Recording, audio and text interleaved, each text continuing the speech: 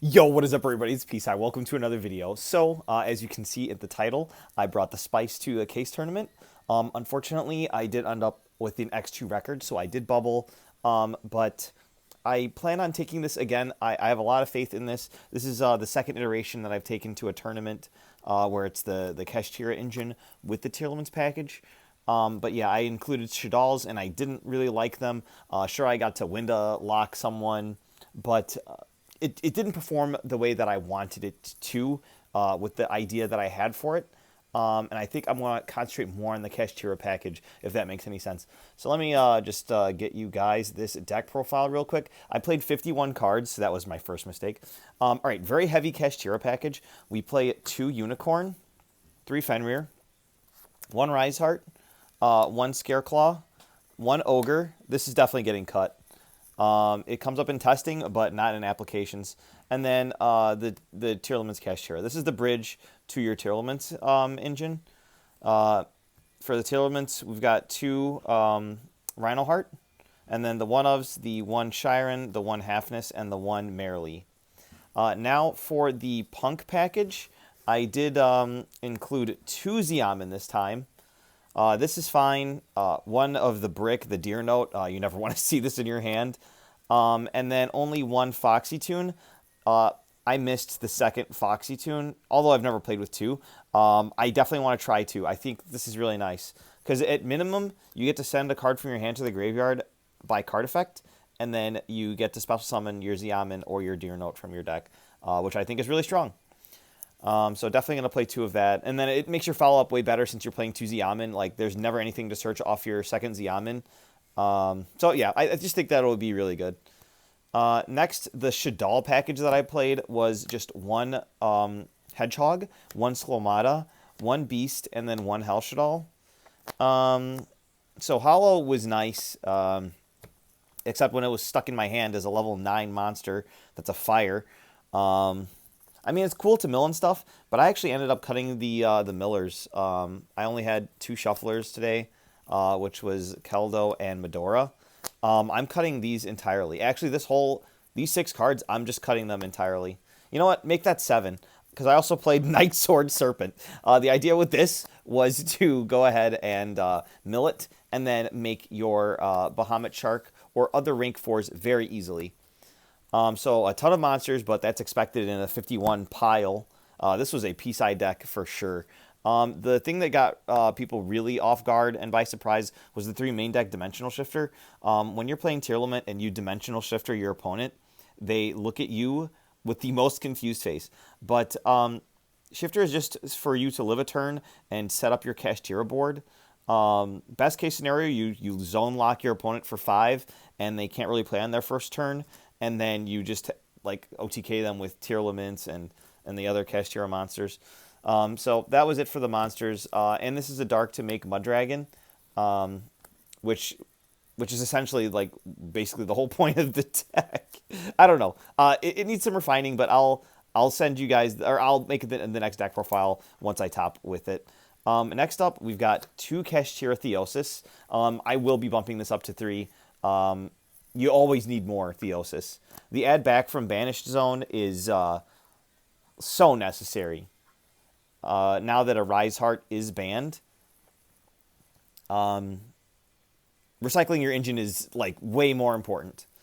3 Birth, because this card's absolutely crazy, especially in this deck. Like, this card is the reason I wanted to even play this deck, because it's just so good. I saw some people playing Tearlaments with a Unicorn and a copy of Birth, and that's what I wanted to try. And I realized that this card is just absolutely insane. You absolutely want to see this in your hand every single time.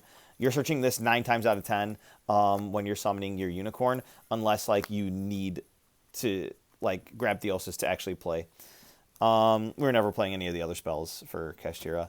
And then the 3 Planet and then the 1 Terraforming. That's pretty nice. This can also grab something in the side deck, or it can grab your Planet Pellerino to search your Tearlaments monsters. Next up, I played the Grief. I'm going to cut this. In theory, it's really good. It just gets any name out of deck. But having to send something with the same type or attribute kind of really sucks. Because sometimes you don't have it, and the Kashtira monsters all have different attributes. Like, sometimes I find myself summoning a tier cache and then sending it. So it's basically Foolish Burial, which I chose not to play because I don't think Foolish Burial's like going to be the best for this strategy. Which I know is like, what? I mean, like, I don't know. It's not like that type of thing where you're just mill RNG type of thing. It's more controlled, and I guess you just have to see some of the combos. But yeah, that's all I wanted to say about Grief. Scream, absolutely necessary at 1. This is amazing at 1. Heartbeat, searchable by Trivi Karma. Shout out Marcelo. 2 Planet. I think I want to bump this up to 3. And then that's it for the tier spells. Then the final spells are 3 Emergency Teleport. This card's amazing.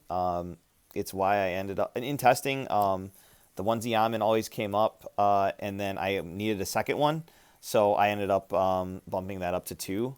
And to make that engine even stronger, I want to increase the punk package even further.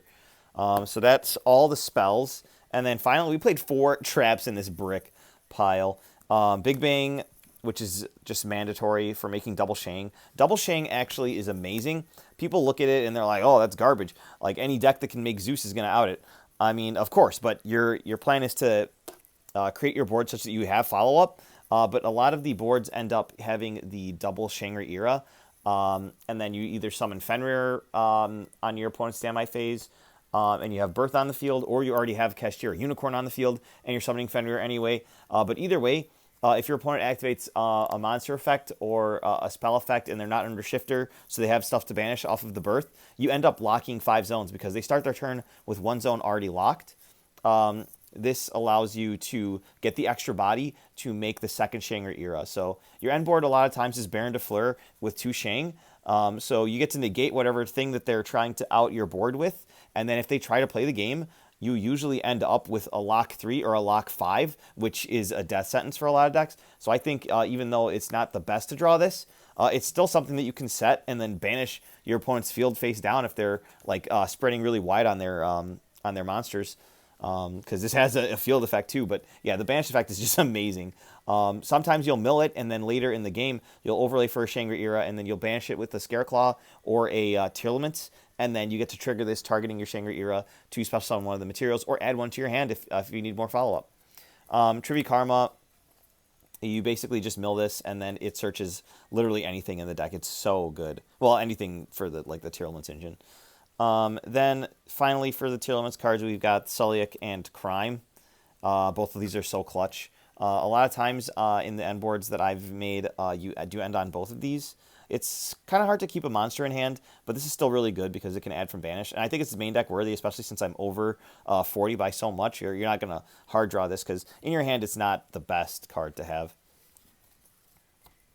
But yeah, 51, I am going to cut that down, but obviously I want to take a lot of the cards out, like the entire Shaddoll package and the Shufflers, but I do want to put a lot of cards in, like more of the Punk package, a little bit more Kashtira, the third planet, stuff like that. But yeah, extra deck, Mud Dragon of the Swamp, this is amazing. I even considered playing Instant Fusion over Reinforcement of the Army, or Foolish Burial Goods, all those power 1-of spells. Like, I was thinking that Instant Fusion might be the best out of all of those, because it puts this level 4 Fusion monster body on the board that makes everything untargetable. So if you start with this, then you normal summon a Rhino Heart later, it can't be targeted, your Bahamut Shark can't be targeted if you have like 2 Rhino Heart on the field. It's just like you can change the type. So in tournament, I actually summoned this alongside a zombie vampire. I went to battle phase, I attacked. Main phase 2, I made this into a light monster, and then I overlaid for the Zeus, which is a light monster, and I was able to send my opponent's board without interruption because I did know about one of their targeted negations. It was the what's the Wee Woo deck? Oh my gosh, what is that Wee Woo deck? Rescue Ace. Gosh. Yeah, it was against Rescue Ace, and I was able to actually Zeus their entire board, which was nice because of this card. I love this card. Next, Winda. I was able to stifle my opponent with Winda. I think it was against Montoya, the Unchained. He was on Unchained, which was really surprising. 3-hand trap, full combo. But yeah, Wendell, like, the board was Sprind. It was a really messed up board. It was Sprind, Baron de Fleur, and then Winda. I think he Valor Ashed me, or maybe just Impermed me. I can't remember, but he always has hand traps. But yeah, he imprinted me. I ended up on Winda, and he couldn't play. So I was like, phew, because it's so scary facing him. He always has the hand traps. But yeah, I'm gonna cut this. I feels win more. Yeah, I mean that's all there is to say. I mean, cool, floodgates are nice, but I don't think that's the way that this deck should be playing. Although I do aim to Shang lock my opponent's entire field, so that's technically a floodgate. Next up is Dracostapelia. This comes in so much clutch because you're always going into your Mud Dragon, so you always, like, whenever you mill something else, you always have something to tuck back in for your Dracostapelia. And then the final fusion was Kaleido Heart. This card's amazing, and it's your goal after you set up your Kashtira combo. You usually want to like end up with like Birth and then Theosis in hand. Then you do your Tearlament plays. You get your Baron de Fleur out, and then you summon this guy, and then you send Scream to search Sulliek, or Crime if you already have Sulliek, and then or you just dump the Heartbeat to add it back from grave if you've already used this grave effect and it's still in graveyard. And then this is an amazing interruption. You know what this does with like the Tear Planet on the field, and also the Sulliek on the field. Like, it's just so amazing. Like, this card's awesome. Notice that there's no Garura. I cut the Danger package, which means I'm no longer playing those Nessies, which are Dark Aquas that would be making Garura easier to fuse into. And Super Polymerization is in the side deck, so I decided to no longer main that. In addition to that, spoilers, I'm not playing Beatrice anymore. I think that the Unchained Water Monster, that when it's in the graveyard you can pop a set card or a Fiend Monster or something like that, is really good. So are the Bestials, and so is Diviner, but I don't play any of those because I'm not doing the Dangerous, the Destiny Hero Dangerous package anymore. So I'm not making Beatrice anymore. Like, so the level 6s aren't that important in this deck. I don't have any level 4 tuners either to make a Baron with it. So I just don't think that the level 6s are very conducive to this strategy anymore, and I'm going to keep them out too. I don't think that I want to put Beatrice back in. So that's why I cut the Garura, because I just needed the space. Everything else is like almost mandatory. I actually side 2 extra deck monsters, spoilers. Next up, I love decks that can play multiple different engines along with different strategies for summoning techniques. So Cypher Lord Omega, this card is so clutch. Even if you're overlaying with this to make Zombie Vampire, you can just tuck it back into the extra deck, put a brick back. So it's a shuffler that you can always access if you have access to your Punk package, which is most hands. Which is really nice. And then in the next iteration, I'm going to have that even more consistently. Next, Baron de Fleur. There's going to be a reprint of this, so you guys will all be able to get it. I got this one off of Jake a few months back, and it's been putting in work. But yeah, this is so amazing. Any level 3 tuner with a Kashtira monster, well, in this case, it's Xiamen, but you could also play Revolution Synchron. I might test that a little bit. You get to summon this out, and then this can pop your Kaleido Heart if you don't have access to your Tear Planet, which I've done many, many times. So 2 Synchros. Next up, this is mainly an XE strategy. I might even cut the window and add a third XEs, or another XEs. So I'll just be playing 3 fusions in my Tear deck. That's so funny. But that's really all you need. So Toad is my only rank 2. It comes off the Bahamut Shark. You can't make this anymore because we only have 1 Merly, and I don't play the frogs anymore. Time Thief Redoer, this still comes in really good clutch. Being able to attach materials to itself makes it really nice to make a Zeus. I almost cut Zeus, but in tournament, I put back a Zeus with my Omega, and I was able to Zeus again, but I only play 1 Zeus. Really funny.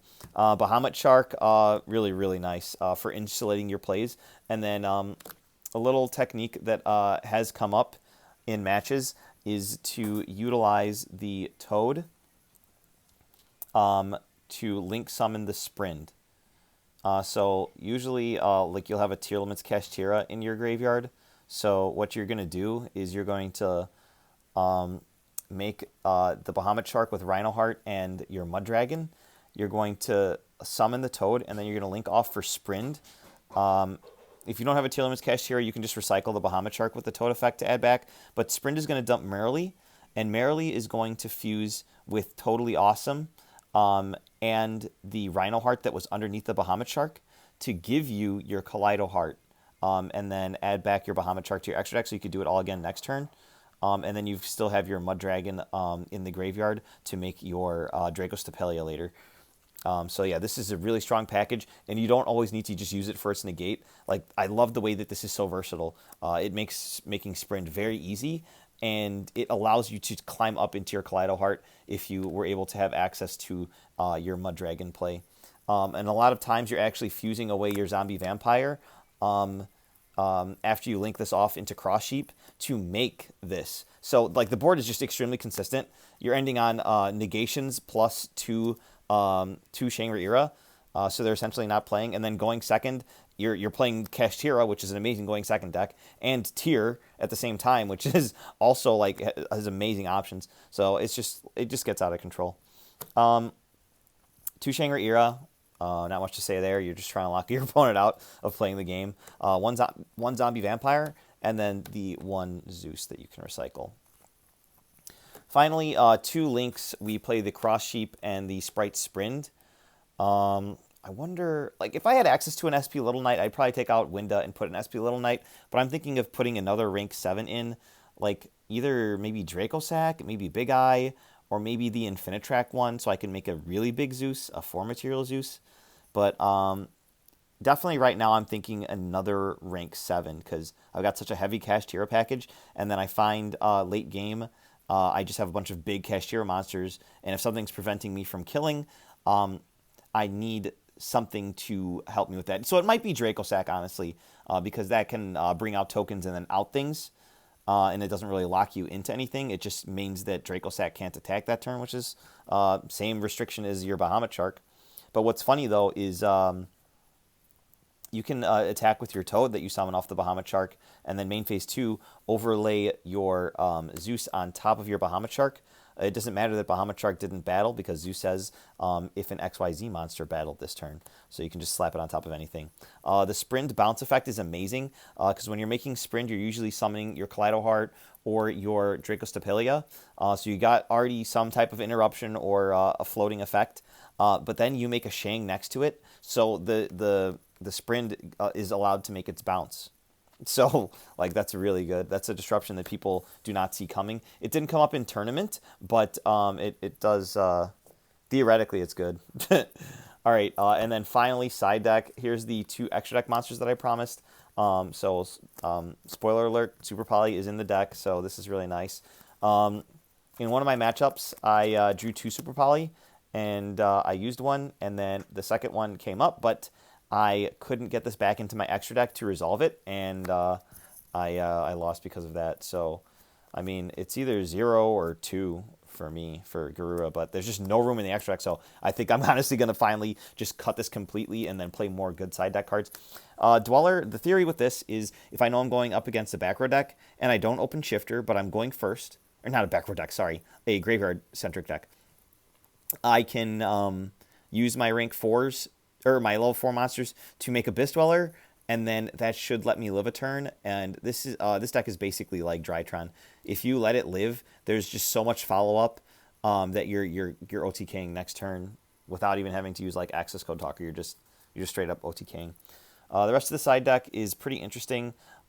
This came up. I was able to mill this during my opponent's turn and get a zombie world out on the field to stifle their plays.